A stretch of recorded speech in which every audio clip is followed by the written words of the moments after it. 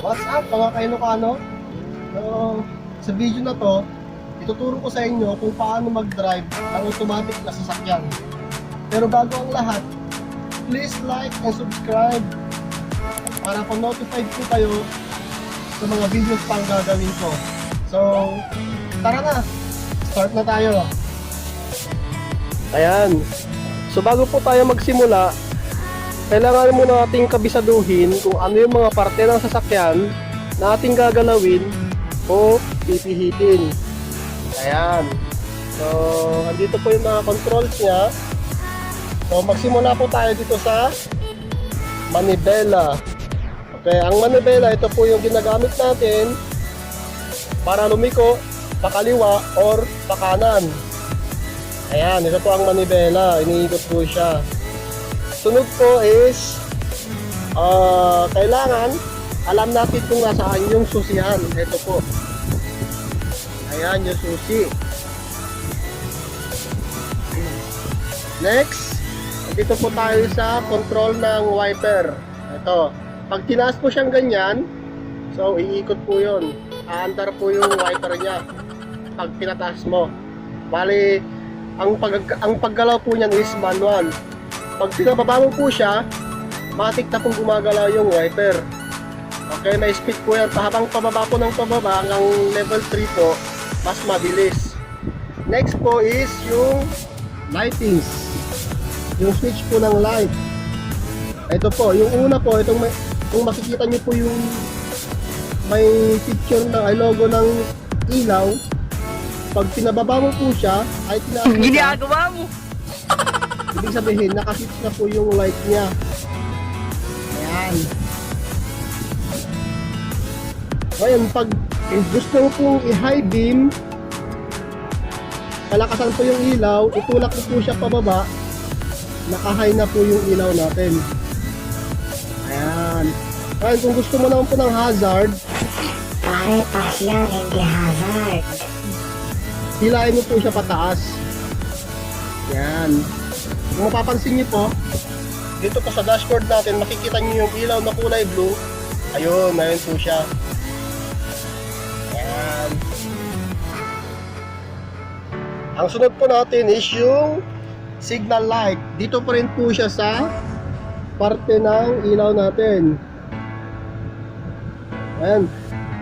Pag tinulak mo po siya pababa, ayan, nakasignal left na po tayo. Papansin niyo po dito sa ating dashboard, yun, umiilaw na po yung left signal natin. Ayan, ibalik po natin sa gitna. Itulak naman natin siya pataas. Right signal naman po siya. Ayan. Okay. Ayan, ang sunod po natin ngayon is yung busina. Ang busina, dito po sa may manibela po siya. Pag pinindot po ganyan, tutunog na po yan. Okay. Pero wag nyo pong gamitin lagi-lagi ang busina kasi distraction po yan. Lalo po dito sa Saudi, iba po ang batas dito. So next po natin, yung hazard. Ito po. Ayan, nakuha mo rin, Pards. Po. Pag pinindot nyo po itong red na to na red-white na triangle, pindutin po natin, ilang po nang sabay yung signal natin. Ayan. Yan po yung gamit ng hazard. Next, ito po tayo sa control ng aircon. Ito po. Okay, off muna natin. Kung mapapansin nyo po yung arrow, yung red, andito po sa 0. Pag pinunta po natin sa 1, under po yung aircon, medyo mahina lang. Yan, number 2, 3, 4, yan, malakas na. Nagiginaw ako, nagiginaw. Ito po. Okay. Ito naman po sa tabi niya, ito yung flow ng aircon. Ito, minsan dito siya nakaturo sa part ng mukha natin, ang labas ng aircon is dito po. Dito sa mga to. Kasama po dito sa gilid. At meron din po doon sa kanan. Ayan. sunod po natin is ito. Yung tapat ng mukha doon sa baba. Pag pinihit nyo po dyan, tinapat nyo, kasama na po dun sa baba. Ayan, sa may pantang paanan natin.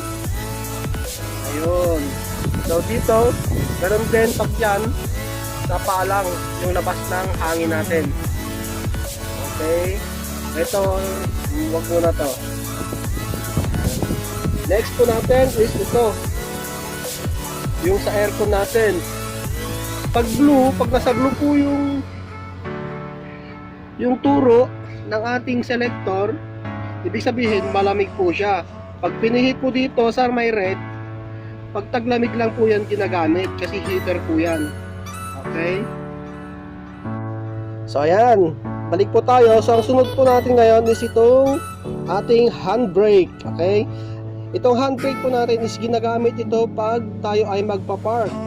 So kailangan lagi-lagi po natin itong gamitin pag nakapark po tayo para maiwasan po natin ang paggalaw ng sasakyan. Okay, so dahil nakataas po siya, ibababa po natin siya.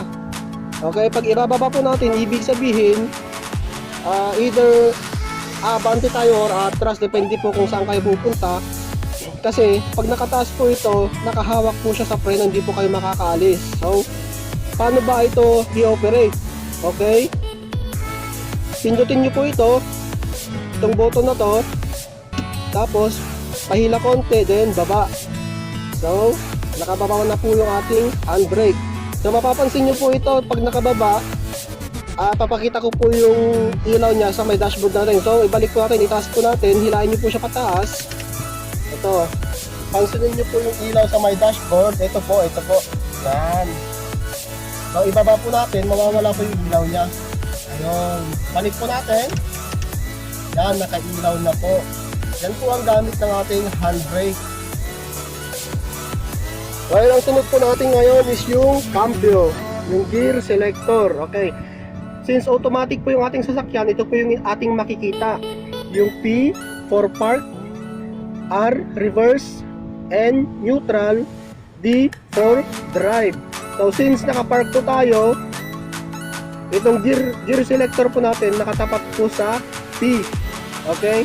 Kaya kung gusto po natin umatras, itapat po natin siya doon sa R.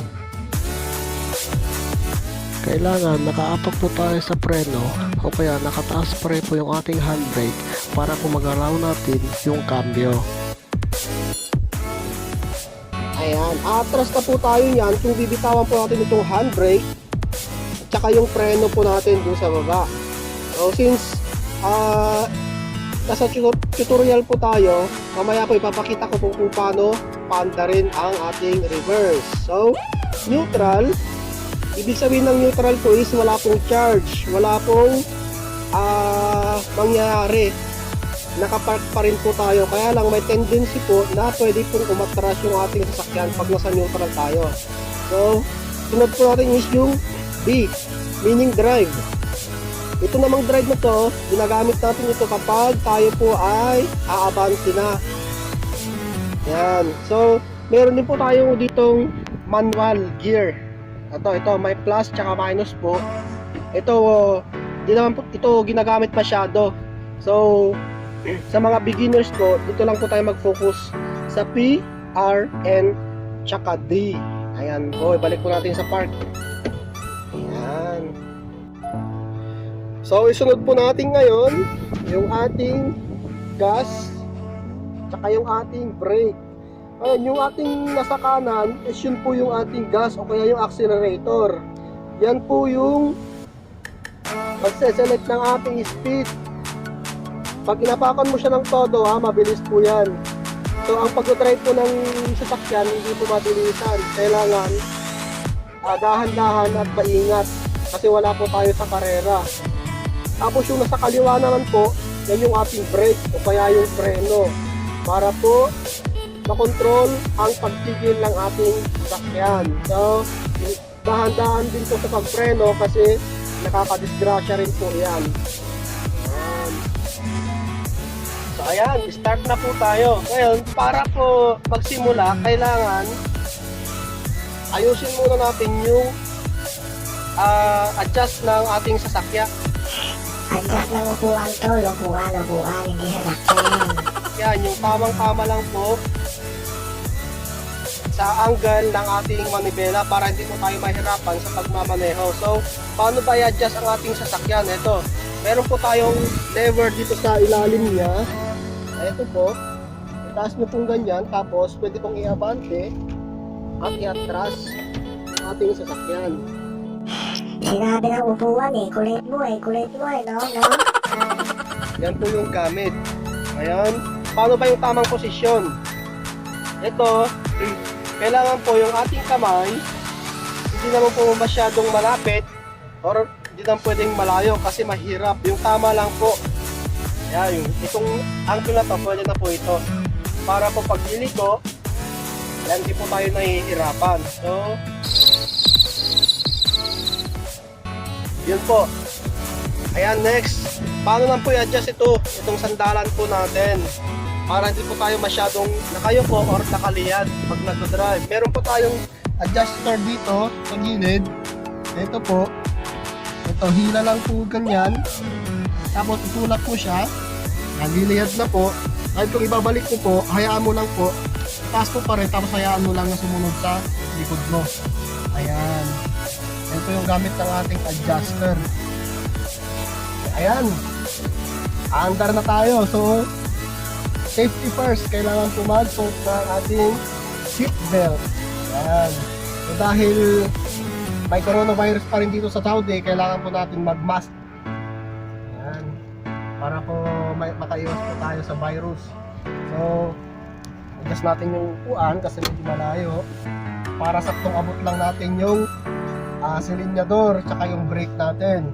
So, ang paggamit pala ng brake, nakalimutan ko kanina, brake tsaka accelerator, kailangan kanang paa po ang gagamitin, kanang paa. Ang gamit po ng accelerator tsaka ng preno ay yung Kanang paa po ang gagamitin, kanang paa. po natin. So, yung kaliwang paa, steady lang po dito. So, relax po yan. Hindi po kagaya ng manual na sasakyan. So, ito lang po. Okay? Gas, brake, gas, brake. Yan lang po ang gumagalaw. Ganyan lang po yung ating paa. So, tara na. Since nakapark po tayo, atras po tayo, ilalagay po natin itong gear selector sa may R. Then, ibaba po natin itong handbrake. Ayan. Then, tingin po sa kanang side mirror, kaliwang side mirror, at doon po sa center mirror po natin para ma-check kung may mga sasakyan o kaya taong nakaharang sa ating likuran. So, since naka-reverse na po tayo, nakababa na po yung ating handbrake, pero nakahatak pa rin po ako sa ating preno para po hindi pa tayo atras. So, tingnan nyo po. So, left side mirror, right side mirror, sentro. So, wala pong nakaharang. So, tara na po, atras na po tayo. Ayan.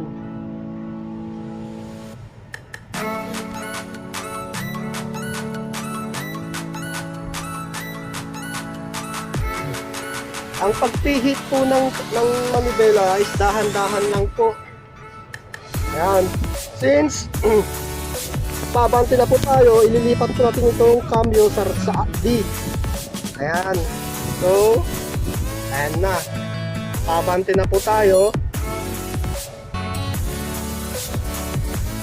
Ayan. Tapos, liliko po tayo sa kaliwa.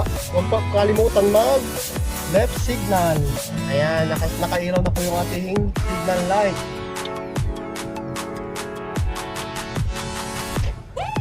So, nabante na po tayo. So, since andito po tayo sa mga iskinita, huwag po tayo masyadong mabilis kasi maraming likuan dito, baka makabangga po tayo. So, minimum speed lang po tayo. 10 to 15 kilometers per hour lang. Ayan.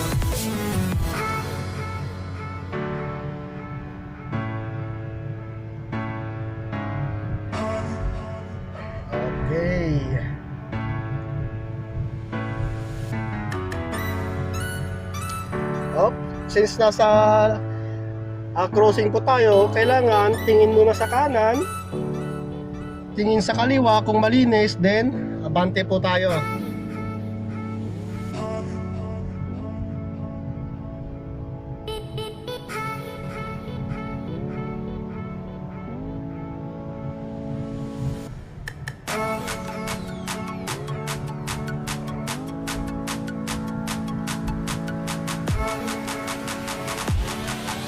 Pagdating ulit natin sa crossing, kasi liliko po tayo ng kaliwa, huwag po kalimutan mag signal light.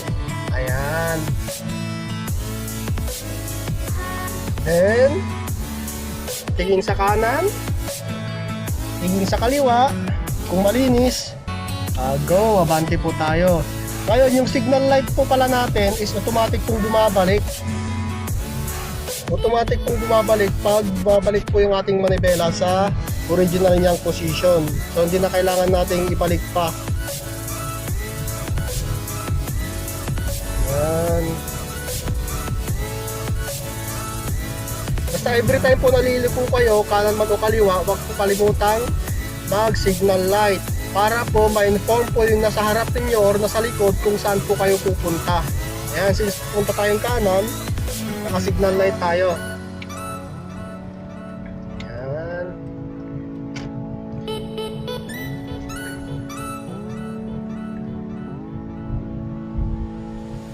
Okay, kaliwa ulit. Hindi po tayo sa kaliwa, signal light. Tingin sa kaliwa, wala. Bante po tayo.